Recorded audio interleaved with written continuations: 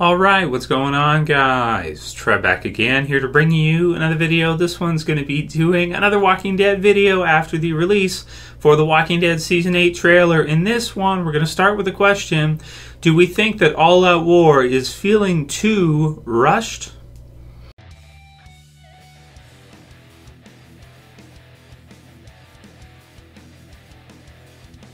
And I'll put the link in the description for you guys. You can go ahead and watch the trailer. If you have not seen it yet, definitely want to watch it because there's all kinds of crazy stuff in it leading up to the new season, really giving us a good idea of what we're going to see this year and what it's looking like. So this one is carrying on with the discussion we've been having about the sort of after trailer, the end scene in the trailer, where you have Rick waking up with the cane and the old hair and the old beard and that kind of stuff. So this is a really good one. So with that sequence right there, as we've been discussing in the Q&As, if you missed it, we touched on it yesterday. In yesterday's Q&A, whether or not we think Negan has captured Rick with the Rick inside of, or maybe it's Rick, other people think it could be Aaron or somebody like that, which is also possible, inside of a storage container, that kind of thing with some bullet holes in it for light. So for this one, and so we mentioned it in that video, what we're going to continue on here with this one. So really, whether or not All Out War is feeling too rushed, like it's going to be resolved too quickly, I think it all depends on that scene right there at the end and where that takes place. A lot of people have mentioned, I think it makes, maybe it's the best fit right now, it makes the most sense of that scene, is that it's an out of chronological order scene. And I think that does make the most sense. I don't see how they can resolve everything they have, and they could surprise me, you never know. But how could they cram everything in? Because usually at this time, if you look at the after credit scene with Tara and with Daryl from the last 2 years, season 6 and 7, when they included those were before the mid-season finale. So those were shown at like what Always Accountable was like, was it 6? And then Tara's episode was something like, I think it was 6 or 5, something of the sort. You know, I don't remember the exact numbers. I have to look at the wiki episode guide. But it's something like that. It's before the mid-season finale when those episodes take place. So does that mean we would see All Out War resolved before the mid-season finale of this season? I highly doubt it. And if that was the case and there was like a time skip right then and there, I think that would be a grave mistake to, just have that crammed in. And it doesn't line up for me. It doesn't make sense. Also because if you look at the other things in the trailer, like Aaron talking about them pinning the Saviors down, bringing the zombie herd in, that's probably going to be a few episodes in and of itself. Like if you look at it, you look at Rick and the others are going through these buildings and stuff. If that's not the sanctuary, it's probably some of the outposts that Negan and the Saviors have. So we're thinking like, they pin them in and then Rick and the others attack the outposts and, defeat those groups of saviors while Negan and the others are pinned down so they can't get out because the zombie herd is like right on their doorstep, no way out type of situation. So if you're going to include all that stuff in there, them attacking the sanctuary is episode 100, the outpost is a few episodes in here, maybe some kind of flashback episode for your episode 4 or 5 or 6, somewhere in there. And then at the same time, you're going to have, the junkyard group possibly capturing, either Rick or Aaron or somebody that looks like whoever that is. If you're going to have all this stuff, I don't see how you could have like an episode 6 or 5 or something where you have Rick waking up, in the future after a time skip. It just seems to me like it has to be out of chronological order. That's the best explanation I can think of right now for it. And if it is, then that means All Out War wouldn't be too rushed. Now, if it isn't, and it actually is legit and it's not out of chronological order, then it would mean that All Out War would be rushed through pretty fast, like before the end of the first half season, and I just can't see that being the case. So for me right now, I think the best explanation at this time is that scene is an out of chronological order scene, and we'll probably maybe even see it in episode 100, maybe before the credits as the intro or something like that, just to raise some eyebrows, to raise some questions from the audience, to get people kind of wondering like what's happening, kind of a Breaking Bad approach to it, where they did that all the time, where at the beginning of the seasons or that you would see certain scenes out of chronological order that don't make sense to the viewer, but it kind of creates that intrigue or that mystery, so they want to come back and find out, well, what does that scene mean and how does that work into the story? In order to do that, they can't see it right there. They get the scene, but then they have to watch it for maybe the whole season or over half the season until that scene starts to make sense to them. So I like that explanation. I think that makes a lot of sense, and I really want to see your comments below. I got this from a few people. Dr. Smartey Pants, he's got a picture of Eugene machine in his YouTube profile too.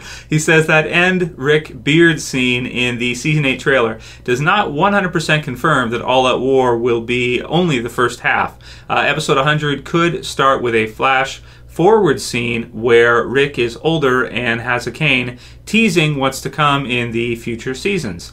Then in the season 8 finale, we end with the same flash forward to the same shot of Rick waking up 2 years later.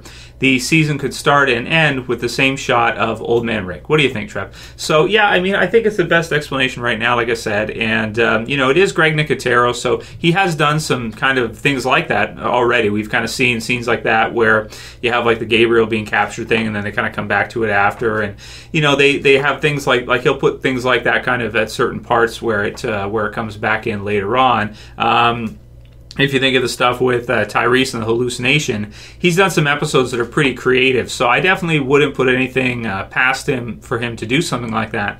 And I think right now, if I'm asked what sounds more likely, that scene is out of chronological order, or that All Out War is only going to last 5 or 6 episodes more, I would have to go with out of chronological order, I guess, is making more sense right now anyway. Some more questions for today, and you guys can keep sending me your questions after seeing the trailer. I have lots, but you can just add them to the list, and we'll get to them this week or next week, whenever we do. And the video is going to be producing, lots of videos after the trailer. Going to do a breakdown video probably Sunday or Monday, so heads up for that. That'll be coming soon, guys, where we go through each scene. That one will take a while, so I need more time to put that together.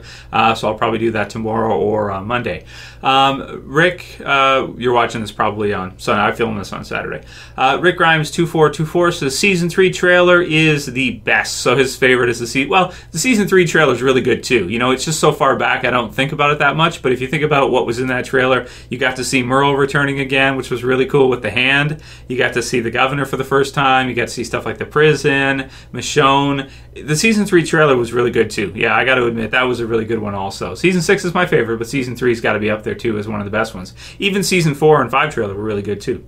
Julio Bernal says, Trev, can you do a video on how big you think Gabriel's role will be in season 8 now that he's adapting more and more to our survivor's life? Well, as we can see from the trailer, he at least has one scene with Negan, so he must somehow get trapped when they attack, probably. Gabriel might get trapped inside the sanctuary or something, and then somehow be captured or disarmed or something. But it certainly is probably my favorite, sequence in terms of like my reaction from the trailer. If you guys watched that, that's my favorite one in the whole trailer. So I think Gabriel should have a pretty good role. They're going to have to focus on other characters because, of course, we know that Michonne has other stuff to do. She's other filming and stuff. Even Negan, Jeffrey D. Morgan, has some other stuff he's working on. Morgan does too. And Rosita, of course, Christian Serratos being pregnant at that time and everything. So they're going to have to kind of bring some other characters to the forefront because certain characters may not, the actors, actresses may not be able to, fill those roles. So Gabriel, I would think, will have a bigger role, and I'm also thinking Ezekiel will too, and maybe some other new characters from the show will get more time and get to step up a bit more going forward. Matthew Dywar says, hey Trev, how would you feel if All Out War was only one episode? I would be super pissed. I mean, they did No Way Out in one episode though, and it was pretty incredible. They just went through with super fast pacing and they really nailed it. They probably could have extended that more, but it ended up being like my favorite episode ever to cram it all in. But from what we're seeing in this trailer here, it does not look like that's what we're going to see for All Out War. It'll probably be at least most of the first half minimum, I think. Adam Ford says, honestly, I think the Fear trailer was just as good as the Walking Dead Season 8 trailer.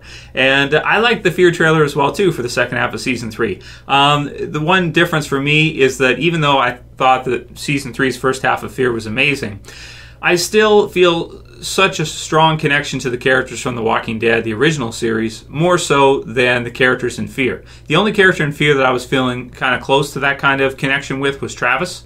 The others, in the family, Nicholas and Madison, the others, I find them very intriguing, but I don't feel that same kind of connection because the show hasn't been on for as long as I do with something like Rick or the other characters in The Walking Dead, Daryl and the others, because we've seen so many years with them, we spent so much time with them over the years that all those characters have grown on me to that point where whatever they do with each one, it's more impactful to me. And so, but the season 3 Fear trailer was really incredible too. It was really well done. I liked it a lot. And some people didn't like the Walking Dead season 8 trailer as much. The thing is that the Walking Dead has become so big that they really have to, put a lot of work into it in order to get the same kind of reaction that they used to earlier on in the seasons. They really have to go over and above and over and over and above, a few times here to really satisfy everybody because it's such a big show.